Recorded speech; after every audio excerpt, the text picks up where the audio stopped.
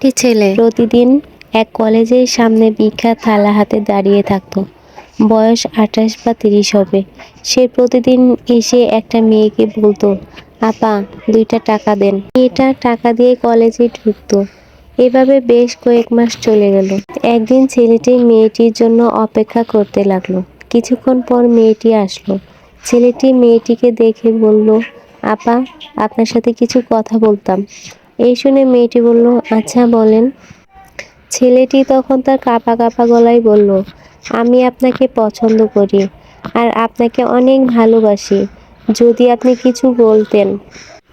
এই কথা শুনে মেয়েটি তার উপর রেগে গিয়ে বলল, তোর তো সাহস কম নয়। তুই জানিস আমি কে? আমার বাবা এই কলেজের প্রিন্সিপাল। যদি তোকে এই কলেজের সামনে আর কোনোদিন দেখি তাহলে পুলিশে ধরিয়ে দেব। যদি তোকে এই কলেজের সামনে আর কোনোদিন দেখি তাহলে তোকে পুলিশে ধরিয়ে দেব। ছেলেটি কিছু বলল না, তাই মাথা নিচু করে চলে গেল। ছেলেটি আর কোনোদিন সেই কলেজের সামনে আসেনি। একদিন মেয়েটি খুব অসুস্থ হয়ে হাসপাতালে ভর্তি হলো।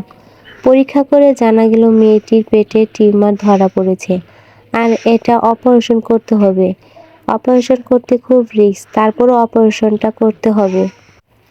অপারেশন করা হলো এবং মেয়েটি সুস্থ হলো। হাসপাতাল থেকে মেয়েটি রিলিজ নেওয়ার একদিন আগে একটি নার্স তার হাতে একটি কাগজ ধরিয়ে দিল। কাগজটিতে লেখা ছিল, আপনি এখন সুস্থ। যদি একটু কষ্ট করে 3 তলার 7 নম্বর ঘরে আসতেন। মেয়েটি কিছু বুঝতে পারল না। কে দিল, কেন দিল? মেয়েটি কোনো চিন্তা না করেই সেই ঘরে চলে গেল। সেই ঘরে গিয়ে দেখলো সেই ছেলেটি ভিক্ষা ছেঁড়া কাপড় পরে দাঁড়িয়ে আছে। মেয়েটি অবাক হয়ে বলল, আপনি আমাকে আসতে বলেছেন? ছেলেটি বলল, হ্যাঁ। এই বলে ছেলেটি ভিক্ষার কাপড় খুলে ফেলল। ভেতরে ছিল ডাক্তারের সেই সাদা পোশাক।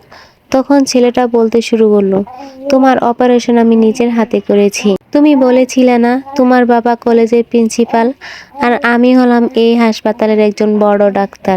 আমার কাজ শুরু হয় বিকেলে আর আমি প্রতিদিন সকালে ভিক্ষার থালা হাতে নিয়ে তোমার কলেজের সামনে দাঁড়িয়ে থাকতাম।